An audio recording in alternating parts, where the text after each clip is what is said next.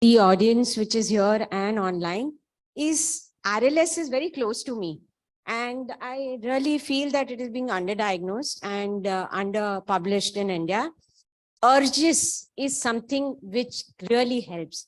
That is unpleasant sensation to in the leg, rest induced. G is gets better on activity, and E is evening. So urge was a synonym which was kind of invented a few years ago. And now with the new guideline on RLS, urges means S means the, all the disorders which can mimics. So mimics of RLS should be ruled out. And please remember urges. So in my, sleep clinic, the asking for symptoms of sleep, I always add this urges. So urges is there, and insomnia symptoms are there in my sleep clinic, just to help the youngsters. Very helpful to remember this mnemonic. I hope my presentation has come. Oh, thanks.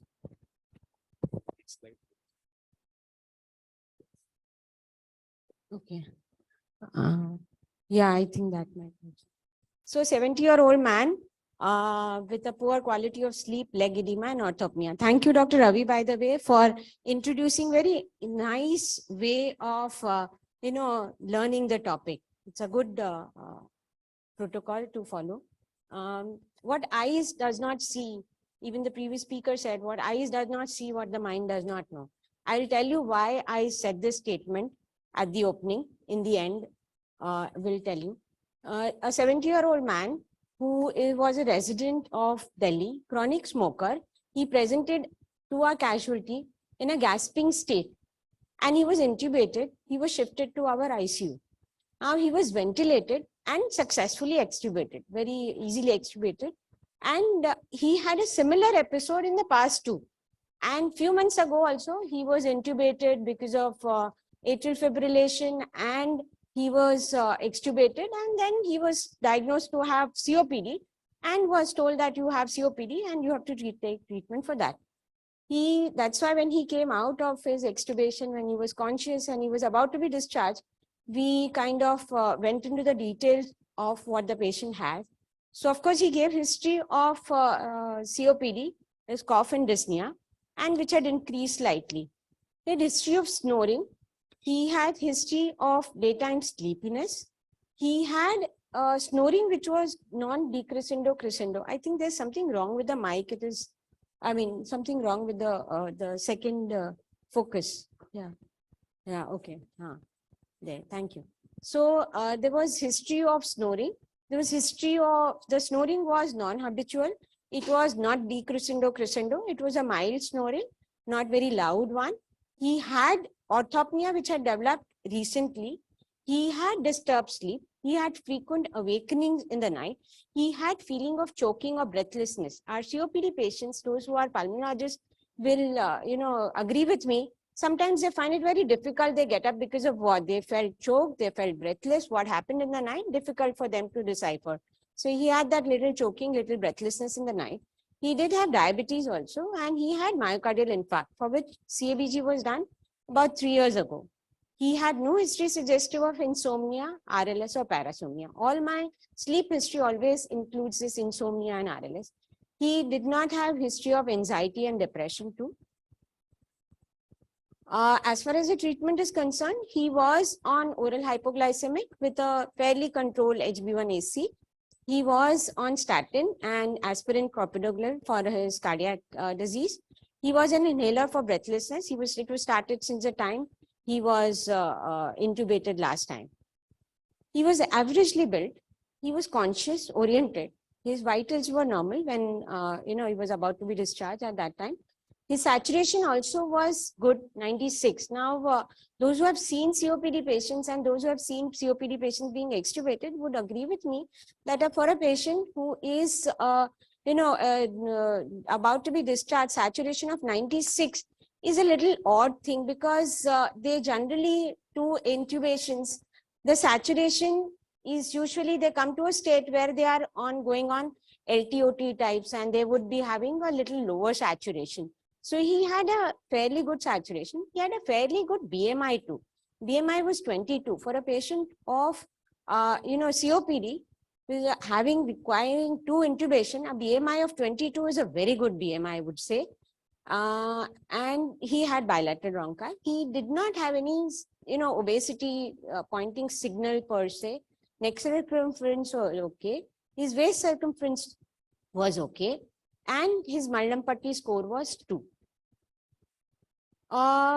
Stop bank questionnaire was plus minus 5 plus. You says that the patient is likely to have moderate to severe sleep apnea, but he had stop bank questionnaire of 4, so which was plus minus. There is a possibility that he had a possibility of having obstructive sleep apnea. His effort sleepiness score was 7 by 24. I've written into bracket 18 because many a times many of our patients do not have those criteria of driving, do not have those criteria of reading. So I put it 0, and for the longest possible time, I want to do some kind of a study on that we can convert into something else which is more feasible for our Indian population. So he did have a little bit of sleep apnea, EDS, if you can say 7 by 18, around 30%. He had perioperative sleep apnea score of 4 out of 9. 6 and above is considered to be very sensitive for obstructive sleep apnea. He had it around 4, so which is 3 to 6 is something which is considered to be in between variety. Less than 3 is likely to be negative. So it did have a little bit of pointer that there is a possibility of obstructive sleep apnea. He had his hemoglobin of 14, and he had normal LFT, KFT. Otherwise, everything else was okay. NT-proBNP was 250 in a patient who is a COPD, who has come in failure. Possibility of right heart failure is there. 250 picogram was okay, kind of. Thyroid function tests were normal. Lipid profile was okay. Spirometry showed obstructive abnormality with a moderate impairment. With a patient like this, a moderate impairment, you would expect a severe impairment in such patients. ABG, if I would decipher exactly what is written, 7.4 was a pH, 36 was PCO2, 72 was PO2, bicarb was 22, and saturation was 96. So the bicarb was low and CO2 was low. So basically indicating that the patient had hypocapnia. The normal CO2 level is usually about 45. So 36 is definitely low, way beyond the low. He had a 2D echo which was done earlier when he was had a CABG done. At that time, the LVF was around 45 to 50%, which is like mid-range, neither high nor low. And his PASP was little on a higher side, but you can take it okay. One doesn't know whether really it was he was having pulmonary hypertension. He's repeat.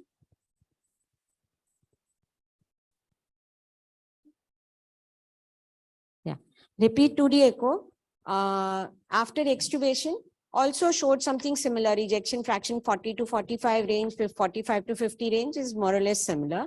Rest all findings were similar. Now, what are the differential diagnoses that are possible in this patient? The differential diagnosis, I would say, did the patient have OSA? Did the patient have CSA? Did the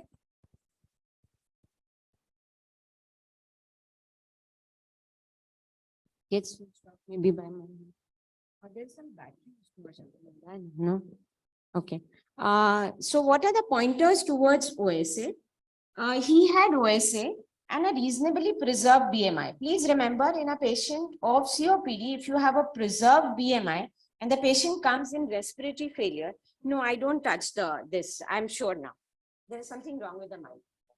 It is not getting that. There is some battery issue with this. Anyway, so he had pointers towards there's a possibility that this patient had OSA also, because OSA patient with COPD will exactly present like this, except for the fact that would have a CO2 in ABG which is little higher. So the pointers toward obstructive sleep apnea to an extent were there. There were pointers towards CSA also. He had a mild cardiac dysfunction. He had snoring, which was a little simple snoring, not really very loud snoring, but in COPD, you will never have that kind of snoring with the obstructive sleep apnea.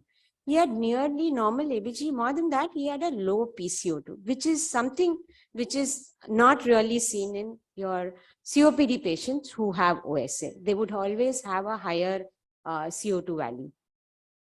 So we did a sleep study. When we did a sleep study, we found that this is a compressed sleep study, 2-minute compressed sleep study. If you can see that there is a hyper or hypoventilation or a crescendo, decrescendo kind of a breathing, or what is called as a chain stroke breathing with presence of central sleep apnea. You can see no flow and no respiratory movements. So there was a central sleep apnea, and there were at least 3-4 of them continuously, and many of them actually interspersed with presence of central sleep apnea. Another epoch I took from that patient is that the patient also had a little bit of obstructive sleep apnea of a year. If you see that the patient has a reduced airflow, but at the same time, the patient also has a little bit of respiratory movement. So the fact that patient has a respiratory movement during that, it's a mixed kind of apnea, central and obstructive mixed. And if one more epoch I took from there, just to explain the fact that for a chain stroke breathing, you need not have apnea. This patient had hypopneas also. So you need not have apneas. Please remember, you can have a crescendo, decrescendo kind of a breathing pattern with presence of hypopnea also will be considered into a chain stroke breathing. So he satisfied the criteria for central sleep apnea with chain stroke breathing. The criteria are the patient has sleepiness, sleep disturbance, patient can have insomnia kind of feature also. He had awakening. So these symptoms or presence of atrial fibrillation. So this is where our atrial fibrillation, because of which he was intubated, comes into picture. Please keep your eyes open when you are seeing any patient in general, because atrial fibrillation is known to be a presenting manifestation of both obstructive and central sleep apnea. So you have either a sleep disorder or you have an atrial fibrillation of utter or a cardiac or neurological disorder, and presence of 5 or more central apneas associated with the chain stroke breathing. How do you define a chain stroke breathing? 3 consecutive central sleep apnea, central apneas, and hypopnea with a crescendo, decrescendo breathing pattern, which lasts for more than 40 seconds. And mind you, the central sleep apnea should be more than 50% of, means the total number of apneas should be, let's say if they are 20, then central sleep apnea should be at least more than 10. So more than 50% of apneas are central, and you have ruled out any other cause. So he did satisfy these criteria. Before going into the management and how we manage this patient, I would like to briefly go into the pathophysiology, because this pathophysiology is very, very important for management and to understand the management. There are 2 types of central sleep apnea. One is called as hypoventilation and the other one is called as a hyperventilation variety of central sleep apnea. Now, when you are talking about hypoventilation, I was told to bring in chain stroke breathing. But before actually going to chain stroke breathing, I would just briefly discuss this also.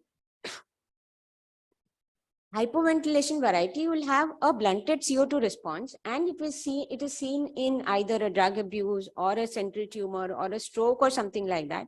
Whereas hyperventilation type, that is what is called as enhanced CO2 response. This enhanced CO2 response is also known as controller gain. What is this enhanced CO2 response? Is that the amount of CO2 increase, if you increase the CO2 by X amount, how much the alveolar ventilation increases. So in an X-axis, you draw CO2. On an Y-axis, you would draw alveolar ventilation. Now, in an awake patient, you will have this kind of a graph. That is, little bit of increase in CO2 will increase the alveolar ventilation significantly. Once the patient is asleep, the central nervous system is slightly blunted and you have a slightly blunted response, means a slight increase in CO2 will not cause that much increase in valvular ventilation. Whereas in a patient who is hypoventilation variety, an increase in CO2 does not bring in much of increase in the alveolar ventilation. Last but not the least, that is our patient, slight increase in CO2 brings in significant amount of increase in the alveolar ventilation. So this is what the curve is, and this person possibly had this enhanced CO2 response, or what is called as a controller gain. Along with controller gain, for one to have a chain stroke breathing, one also needs either a feedback gain or a planned gain. What is a feedback gain? Feedback gain is the amount of time required for the CO2 change to reach the central nervous system. So your feedback gain is poor in patients of cardiac failure. Plus, they may also have what is called as a planned gain, which is poor. What is a planned gain? The amount of CO2 change will bring in the respiratory instability or will try and lead to hyperventilation. But because the lungs are so stiff that they cannot undergo hyperventilation easily. So along with controller gain, you need to have, that is somebody who is very sensitive to CO2. Along with that, if they have a poor cardiac output or a poor respiratory stability, they may have what is called as high loop gain. This is how the high loop gain works. So high loop gain is this, where you will have, this is what is called as a controller gain. Our patient plus circulation delay, that is a feedback gain, and plus a plantar gain because of respiratory, difficulty in breathing because of cardiac congestion, because of little bit of pulmonary edema or interstitial edema. Now, all these three together will bring in, what will happen is increase in V, that is increase in ventilation or increase in the, vital capacity, increase in the ventilation is much more than the disturbance in the ventilation. So the amount required is less, but the amount the patient generating in terms of ventilation is much higher. That is called as a high loop gain. And that's how the patient would have an unstable breathing or a high loop gain. So this patient had the high loop gain, but only high loop gain would not function. So only high loop gain and only enhanced CO2 response does not function. What also comes in picture is what is called as a low respiratory threshold. Now, what is a respiratory threshold or what is called as apnea threshold? Apnea threshold is nothing but at what level of CO2 the center gets the signal that they are now supposed to not breathe or not supposed to send an output signal. So the patients who are hypersensitivity to CO2, they also have a high apnea threshold. High apnea threshold means above, let's say 38. The normal apnea threshold is, let's say 38 or 34, means below which if the CO2 goes, the person gets a signal of apnea. But in these patients, it's slightly higher, or at that level, what will happen is that the patient will get the feeding that the person is supposed to undergo apnea. And thus this reserve, the CO2 reserve, which is very low. So a little bit of disturbance in the breathing will make the patient undergo apnea. So the CO2 reserve is poor in these patients also. So all these three things together leads to hyperventilation, leads to a lower CO2. And that's why it is very important in such patients when you're suspecting central sleep apnea to have an ABC value. Now, another thing one needs to understand apart from this controller gain, plantar gain, or high loop gain theory or apnea threshold theory is that what is the type of failure? Because this type of failure helps in treating the patient. Trials are based on that. When you have a cardiac output which is more than 50%, it is normal ejection fraction output. Whereas that is also called as preserved ejection fraction cardiac output, HFPEF, preserved ejection fraction cardiac failure. If the person has a reduced LVF, it is called as HFrEF, that is reduced. The mid-range, that is MR, is between 40 and 49. So our patient fell actually in the mid-range. That's called a gray area. Pro-BNP is high in all three. So you can have a cardiac failure. So in a patient whom you're suspecting central sleep apnea, you need not have a 2D echo showing a low cardiac output. You may have a preserved cardiac output, but check with your NT-Pro and BNP. If NT-Pro and BNP is also high, then there's possibility. We have many patients who get referred to us with a cardiac failure, actually, who are, they say, cardiologists simply say, it's not my area, it's your problem. So then, anyway, we treat it, it doesn't matter who treats it. But yes, many of the patients of preserved cardiac failure come to us with pulmonary edema or respiratory failure. So this terminology needs to be remembered. And the treatment also depends on which type of cardiac output of cardiac failure it is. So when you're talking about the approach of these patients, of course, history taking is very important. Dr. Tripath really dealt in details of history. I really appreciate the fact that the way he took the history. Yes, one has to take it like that. Sleep disturbance is also another history which needs to be looked into. Atrial fibrillation is something which our patient had and should be always seen with a large lens. History pointing towards OSA or CSA, whether the patient has any drug history, brain trauma, etc. One of my patients had a trauma some 20 years ago and he presented to with central sleep apnea now. So something somewhere was taking care at that time, but over a period of time, he developed central sleep apnea, which is significant now. Of course, 2D echo, ABG, I have emphasized the role of NT-proBNP, CT, MRI if required. If it is central sleep apnea, you would rule out a central disturbance also, central disorder also. Of course, polysomnography. And CSA with hypoventilation is treated differently compared to CSA with hyperventilation. So CSA with hypoventilation needs a bilevel with a backup rate, whereas CSA with chain stroke breathing is not treated with bilevel. It is very important to remember. The bilevel will really cause unstable breathing and might make it a little worse. So CSA due to hypoventilation should be treated with bilevel, of course, but our patient does not require that. Then what do you do for CSA with chain stroke breathing? To understand CSA with chain stroke breathing, I'll take you through 3 different trials done sequentially over last 2 decades. I'll quickly go through it. What is a CANPAP trial? Published in 2005, 258 patients taken with a ejection fraction of 24. Mean ejection fraction was 24 and mean AHI was around 40. The trial group had a low AHI and norepinephrine level compared to the control group. And nocturnal saturation also was better. They also had ejection fraction, which is improved. 6-minute walk distance also improved in the trial group. But unfortunately, there was no difference in terms of mortality, which was a primary endpoint efficacy variable.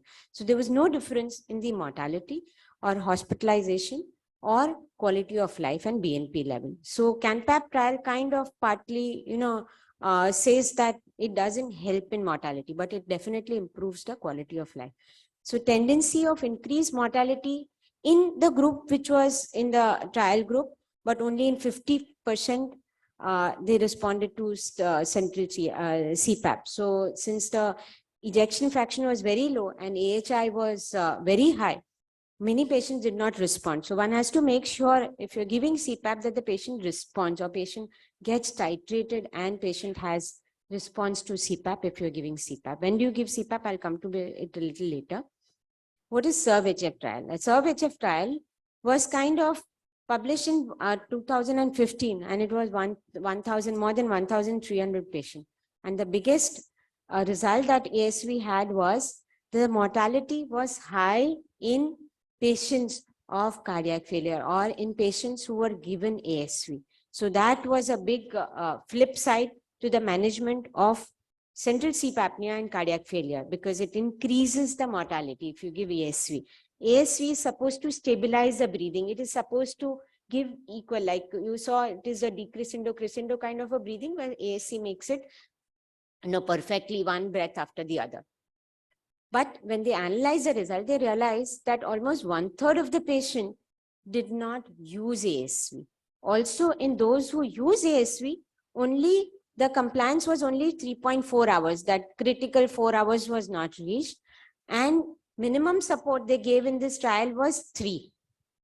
So hyperventilation could have, if they are anyway hyperventilation, so +3 of press support, further hyperventilation, alkalosis, hypokalemia, cardiac arrhythmias, and that could have caused increased mortality in this group. Also, it was thought that CSA may be protecting the cardiac failure patient from mortality because it gives rest to the respiratory muscle. One doesn't know that. PAP may improve the cardiac function because you're giving positive pressure at the end of the day, may cause a decrease in a patient who is having a compromised heart. The trial included patients with ejection fraction of less than 45%. So hence, SERB-HF concluded that ASV is contraindicated in patients who have cardiac failure with ejection fraction 45. I'll come to the next trial a little later, next one. But what was seen was those who had ejection fraction less than 30, the mortality was much worse. The mortality was not that bad in patients who had ejection fraction between 30 to 45.